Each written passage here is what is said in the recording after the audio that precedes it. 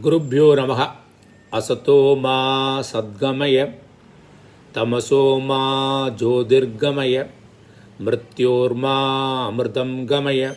Om Shanti Shanti Shanti. Please lead us from untruth, unreal to real. Asatoma to Sadgamaya. Tamasoma Jyotirgamaya, from darkness to light. Mrityorma Amritam Gamaya, from mortality to immortality. Om Shanti Shanti Shanti. Peace, peace, peace. The permanent peace is called moksham. That is what the ultimate objective of this Sadhana Panchakam, for which Adi Shankara has prescribed for 40 steps. So far we have seen 5 steps. In this session number 6, we will see step number 6. Bhavasuke doshaha anusantiyatam. Bhavasuke, the worldly pleasures. Doshaha, find out their defects repeatedly. Every worldly pleasures are subject to some inherent defects. Understand that. Reflect upon it. Okay? Repeatedly. Anusandiyatam. Okay? So we said there are 4 qualifications required for this Atmajnanam and the inquiry. That is Viveka, Vairagya, Samadhi, Shatka, Sambandhi and Mumukshutvam. The last steps, step number 5, we saw one of the qualifications that is called Viveka. In these steps, we are addressing the next qualification, Vairagyam. Okay? That is what we are talking about. That's why I say that Vairagyam says that understand there is a defects in the worldly things, worldly pleasures, and move away from that. Say no to that. Be dispassionate to that. Dosha darshanam pandita lakshanam. There is a saying. If you can see defects in the worldly pleasures, worldly objects, then you are a scholar. There are 3 doshas, doshatrayam. You take any worldly objects, okay? They are subject to 3 doshas. What are they? One is adripti karatvam. Adripti karatvam means what? You know, when you get into the object or when you buy the object, when you possess the object, you are happy. After some point of time, you are not happy. You feel something better could be better. A mobile, if you are buying, after some time, 2-3 years, you are wanting to have a new technology, a better model, you know. So the same thing which was giving you a pleasure, now you are dissatisfied with that. Adripti karatvam. Then second one is dukkha mishridatvam. See, any objects which gives you pleasure also give you pain. To procure, you need money, you may have to take loan, you have to pay interest, then you have to keep it carefully. If any damage, it is a pain. To maintain, it's a pain. Okay? So it's also clubbed with dukkha. And, okay, because it is giving dissatisfaction and it is mixed with pain, can I leave it? No. It has got the third dosha, bandhagatvam. It binds us. It's very difficult to be without them. Take today. Can we be without internet and the mobile? How difficult it is. It has become our way of life. Bandhagatva. Okay? These 3 defects are there. So we need to be very clear. We always see the guna, the merits of the objects when we buy, before possessing or initially when you possess. But we need to develop this dosha darshanam. We need to find out what are the drawbacks, demerits in them. Then we can develop this vairagya towards that. Then in Mundaka Upanishad, in chapter 1, section 2, mantra 12, Parikshya lokan karmachitan brahmano nirvedam ayat na asti akritaha kritena tad vignartam sa gurum eva abhigachet samitpanihi Shrotriyam Brahmanishtam. Parikshya Lokan. After experiencing the objects of the world, okay, gained by various karma, if by his actions, various actions, then he acquires freedom from them because he understands that these objects cannot give them the eternal peace. Because he has got experience. We ourselves have got experience. What we thought initially will give the permanent happiness, having acquired them, are we happy?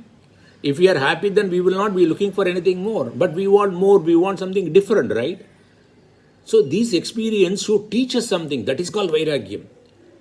Okay? Then he says that if you have this Vairagyam, what we will do? Then what is the thing which will give me the permanent peace? To know that, Tad Vijnartham, to know that Saha, that aspirant, Gurum Eva, he goes to a Guru. The Guru should be with a attitude of service, Samit Panihi, a sacrificial fuel, Samit. It takes, that shows that the Samit is a dried one. That means he is ready, he is matured. The dried Samit, the stick, can take fire immediately. Similarly, he says that is an indication that the aspirant goes to the Guru saying that I am ready to take the Agni, the spiritual knowledge of fire. I am willing to take it now. I am ready for that, ready to receive the knowledge with humility, okay, with the attitude of service. And what type of Guru? Shrotriyam Brahmanishtam cha. Shrotriyam means who has studied the Veda very well and who can also teach the Veda very well. A person, many of the people have studied well, but there is a communication also important, So many people cannot communicate. So you need a person. So you not only need there is a tank, water in the water tank, but you need to have a pipe to bring it to your place. So knowledge alone is not sufficient, but the ability to communicate and pass on and share with somebody, that is defined by Shrotriyam. Then Brahmanishtam means he is a realized person. Okay, whatever he is teaching, that is out of his own experience. Okay, right. Then Bhagavad Gita, verse 5, chapter 5, verse 22. Ehi sam sparshaja boga dukkha yoneyaha evate adi anda vandaha kaunteya na teshu ramate buddha. Krishna says to Arjuna, the pleasures born out of contact with the sense objects, they are also associated with the dukkha. We saw that, no? Dukkha mishritatvam. And all this pleasure, they come and go. They are not with you eternally, permanently. Adi andavantaha. They come and go. Kaunteya, he is addressing Arjuna. Na teshu ramate. Buddha, intelligent people, they don't revel in this. That's what he says that. Okay. This is now step 6. Now we will go to step 7. Step 7 says that Atma Ichcha Vyavasiyatam.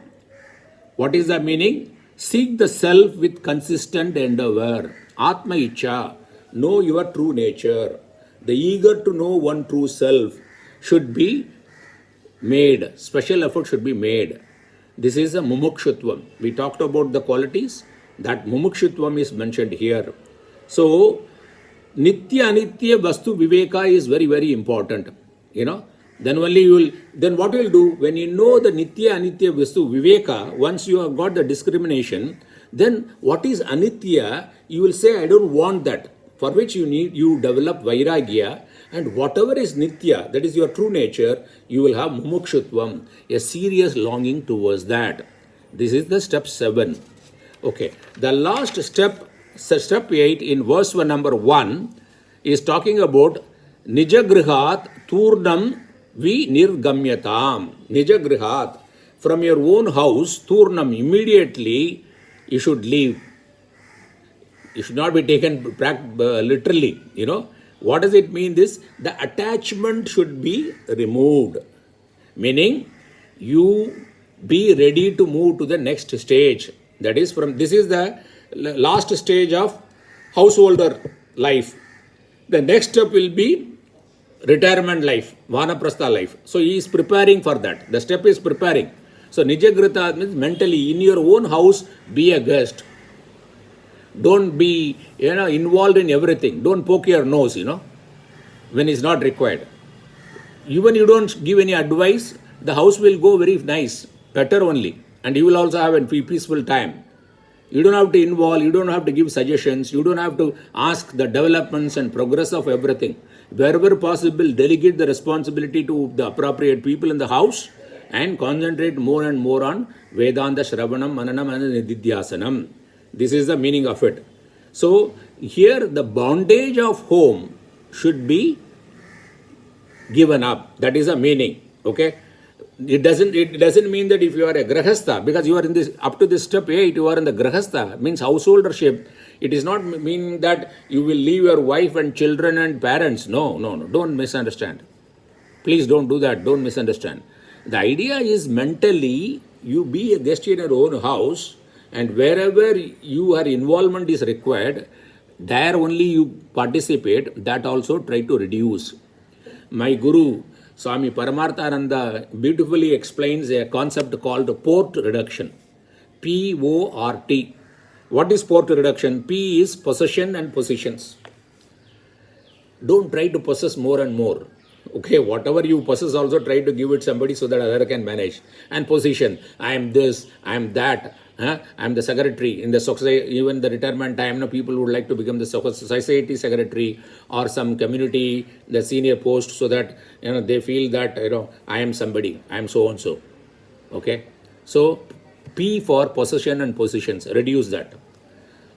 O is obligation. Don't get into so many obligations. Because of involvement in all this position and possessions, it gives rise to a lot of obligation.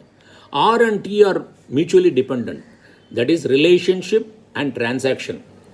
When you relate to more and more people and things, relate to this object, this house, that property, this car, that, or positions, and it results into a lot of transactions. Reduce your transaction. Means external affairs, Try to be more looking inward. Okay, we saw that earlier thing in which Bandukya, which Upanishad we saw that? We saw that in Kathopanishad, Paranjikani. The senses are outburned. So you need to, some Kashchit Dhiraha. Yeah, wise people start looking inward. So start looking inward. So the port reduction is possessions, obligations, relationship and transaction reduction. Slowly, steadily, we need to do it. Delegate whatever the responsibility to the next generation or other people. They can do definitely for better. And you spend the time to know your true nature. That is a spiritual path. Thank you very much.